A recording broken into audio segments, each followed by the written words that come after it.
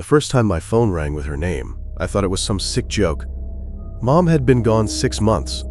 Gone. Buried deep under frozen earth.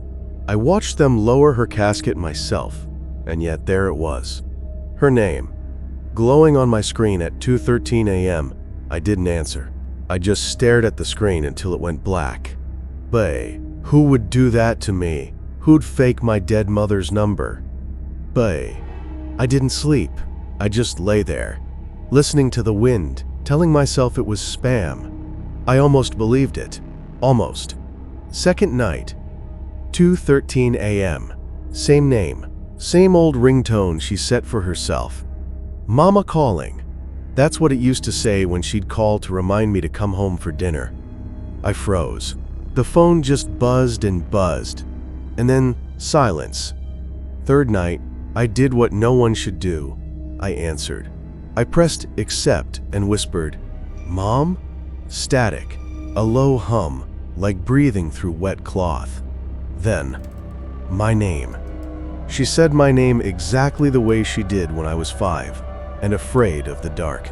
I tried to speak, but the line went dead, like she hung up.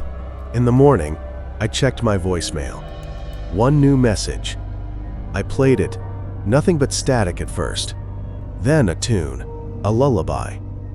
The same lullaby she used to hum when I had fevers. Bae. I thought I was going crazy. Bae. I asked my dad if he'd heard anything weird. He just shook his head, eyes hollow, tired.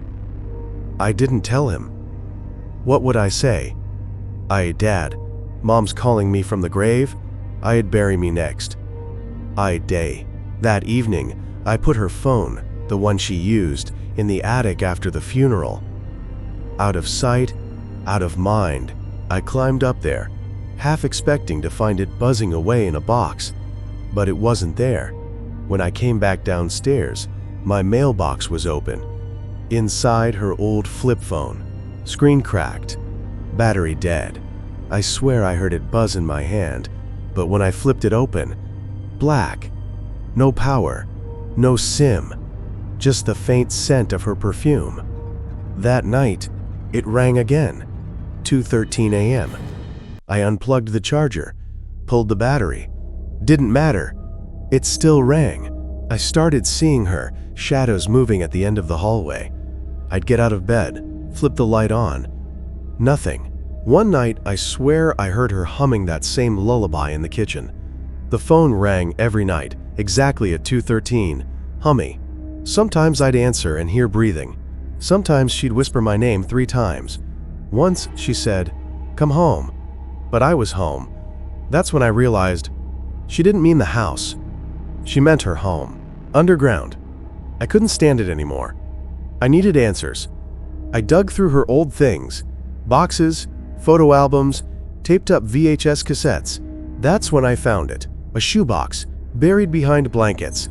Inside, cassette tapes, labeled with dates.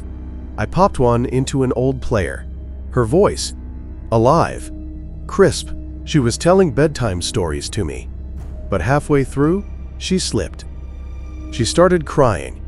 Apologizing. Apologizing. She said she was sorry for lying. Sorry for what she'd hidden. I rewound. Replayed. The same. A confession buried inside a bedtime story. "I'm sorry you'll find out this way. I had to protect you from him. From your brother." Brother? I didn't have a brother. Or did I? I called my dad. Demanded answers. He hung up. The next morning, I found a letter slid under my door.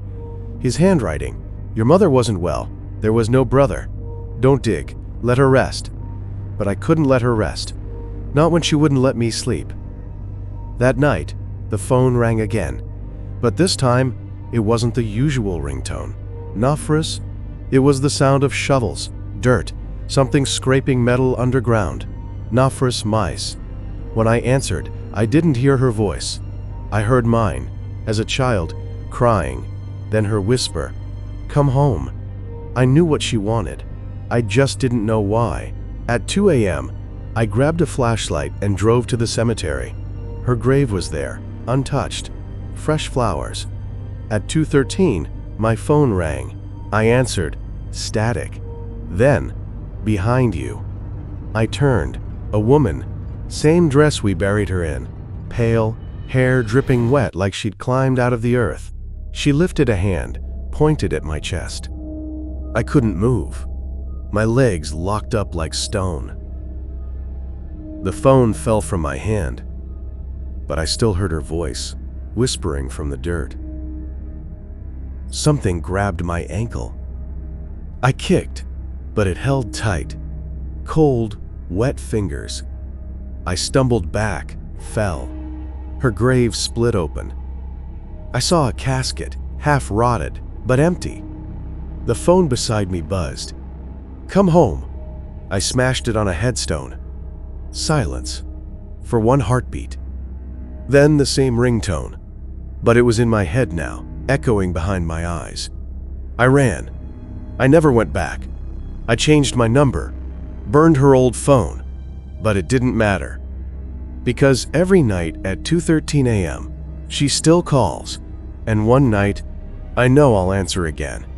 If your phone rings tonight at 2:13 a.m., don't answer. Please, don't. If you're still here, tell me in the comments.